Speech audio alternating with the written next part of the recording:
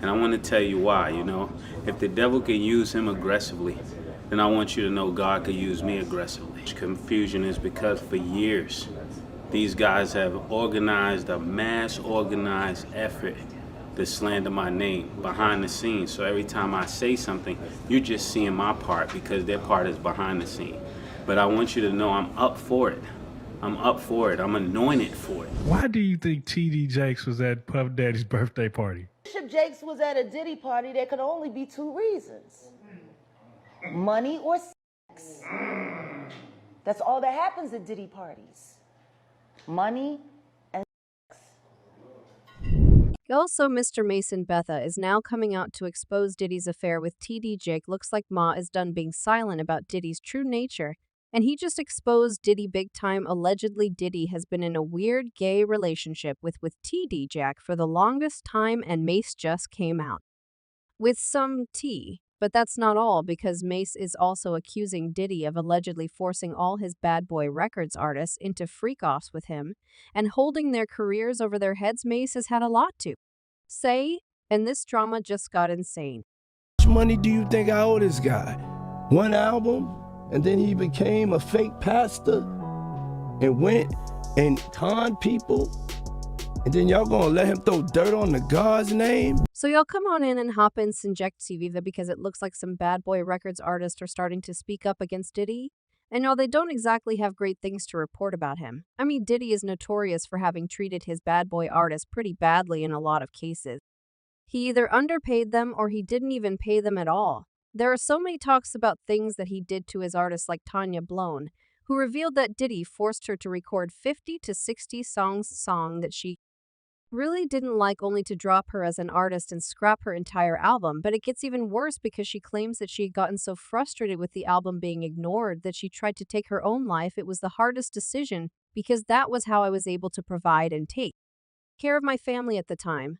It was so hard, it broke me. It really did. I went into therapy with bad thoughts and even attempted to unalive myself.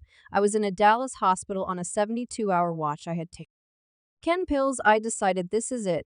My son was fine. He would have had people to take care of him. I just gave up and remember that 1,999 shooting in a nightclub that involved Diddy and his girlfriend Jennifer Lopez, and y'all remember how Diddy caught up a couple of charges from that incident, and he was facing jail time while the charges ended up getting dropped. But as it turns out, the only reason they got dropped was that Diddy had thrown one of his artists, Shine, who was with him at the club, under the bus, and made him take the fall. According to his former bodyguard, did he allegedly pay witnesses to testify against Shine during the trial. Those people were testifying. They were brought to Puff first, saying that what they saw against Shine, what they saw Shine do. The DA didn't even know those people existed. You understand what I'm saying? Shine said it himself. Y'all, the wild part about this is that Bad Boy Records then dropped Shine when he was in prison. Shine also confirmed that Diddy had betrayed him in 2020 interview, where he said, "Puff apologized. He did apologize to me for that when we met in Paris. He did say that he could have handled it better, but he was under a lot of pressure from the lawyers to throw me under the bus." Although there are a whole lot even more stories that are now coming out about the things that Diddy put his artists through, but that's going to be a story for another day. But it shouldn't be all that surprising that none of his former artists are standing by him during these lawsuits. In fact, some of them, like Mason Betha, are even speaking up against him and exposing the messed up things that he forced them to do. And as it seems, M is sick and tired of sitting by and watching. Did he act all innocent because he recently came out to spill his AT? He is now claiming that Diddy had been in a long-term gay affair with Pastor TJ. And that Diddy allegedly used to force his artists into freak-offs with him. Now it's been so many years since Mase left Bad Boy Records, but it looks like he is still holding a huge grudge against Diddy, and that's not going away anytime soon. And honestly, I can't even blame him for holding that grudge, because not only did he leave Bad Boy Records on bad terms, he allegedly did not get paid. He's saying that Diddy went around and slandered him in the industry and made it impossible for him to get signed to another label. That explains why Mase was never able to get signed after leaving Bad Boy, and he really didn't work in the music industry again. Ma always insisted that he wrote most of Diddy's raps in the 9S, and he never got paid for it. Well, Not only did Diddy deny this, but he also mocked Mase and called him a fake pastor who was trying to deceive people. You know, I did one album with Mase. One album. How much money do you think I owe this guy?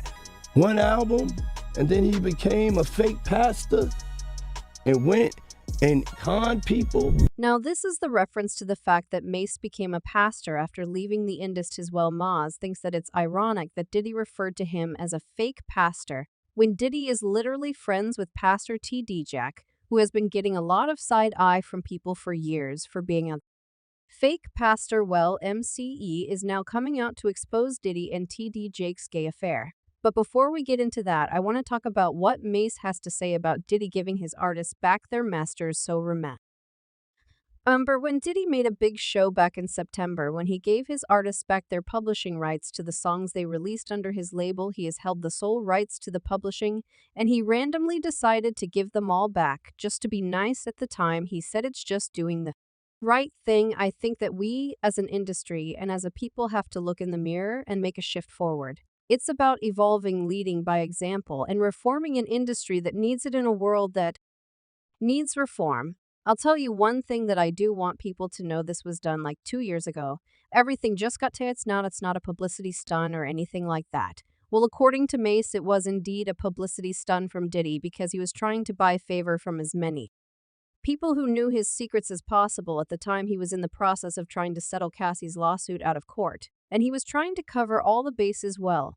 Like I said, Mase has held a major grudge against Diddy, and he is now speaking up, exposing some pretty messed up secrets. So ever since Cassie decided to drop her lawsuit, the gossip mill has been working in overtime, predicting that Diddy is about to bring a bunch of folks down with him, names like Young Miami and the ex-Bad Boy Records president Harvey Pierre, who's also in the hot seat for Say, has been tossed around like confetti, but for some reason everyone seems to be forgetting about Diddy's pastor and bestie T.D.J. Now people have been side-eyeing T.D.J. because, well, let's be real, he's not your typical pastor. Instead of the usual preachy stuff, he talks about money, claiming a God's on board with us, raking in as much cash as humanly possible. Seriously, it's kind of given obsessed with glitz and glam of celebrity life.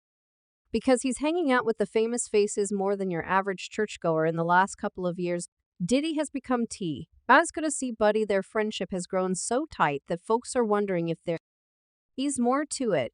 If you catch my drift now, Diddy's been dodging gay rumors for forever, so naturally tongues started wagging about T.D. Jakes being his secret partner, especially since there's been buzz about T.D. Jakes possibly being in the closet too. The gossip peaked when T.D. Jakes' son got busted for trying to solicit gay SCX from an undercover cop. Now Diddy and T.D. Jakes have been tight for years, and they go way back to when he was still dating Kim Porter. In fact, when Kim passed away, T.D. Jake made a post on Instagram saying, "My family and I would like to offer our love and condolences to Diddy and his entire family as they traverse this tragic loss of Miss Kimore.